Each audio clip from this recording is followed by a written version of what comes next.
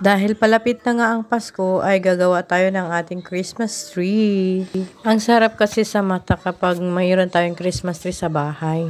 Itong Christmas tree na to ay 7 years na to sa akin. 7 years old na kasi yung anak ko, kaya alam ko na talaga kung kailan ko siya binili. Buti na lang ay matibay pa siya. At alam niyo mga mare, mura ko lang siyang nabili dati. Ngayon ay sobrang mahal na talaga yung Christmas tree ngayon. Dati nabili ko lang siya ng 30 euro at ngayon ay nakita ko sa store ay 100 euro na. O diba ang laki ng diferensya? Sobrang tibay pa niya. In-arrange ko muna siya bago ko siya lagyan ng Christmas balls para naman maganda siya tignan. Nag-start na nga yung aking mga oniko-iho na maglagay ng balls kasi gusto talaga nilang tumutulong sa akin kapag may gagawin ako sa bahay. Bibo talaga kami sa bahay kapag nandito yung mga bata kasi lagi silang tumutulong kung anong ginagawa ko. Ang sarap sa pakiramdam kapag ganito pa yung mga anak mo. Sana all hanggang sa paglaki nila ganito pa rin sila sa akin. Ang saya kasi sa bahay kapag may mga anak ka na makukulit. Party naman talaga yan sa kanilang paglaki.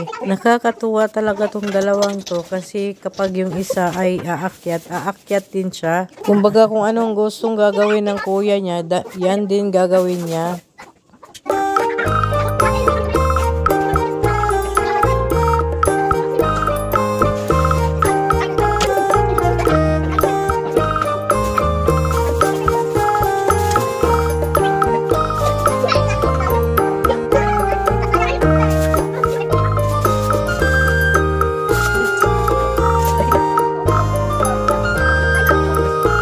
Naglalagay na nga ako ng Christmas light mga mare kasi tapos na yung aming decoration. Tulog na kasi yung mga bata kaya ako na lang yung naglalagay.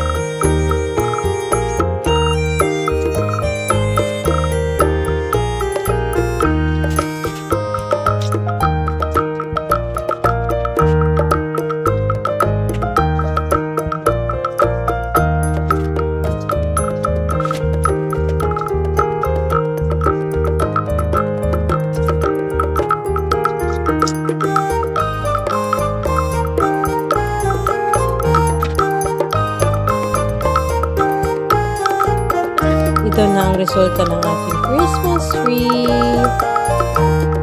Thank you for watching mga mare. Advance Merry Christmas sa ating lahat and a Happy New Year. Sana maligaya yung Pasko nating lahat.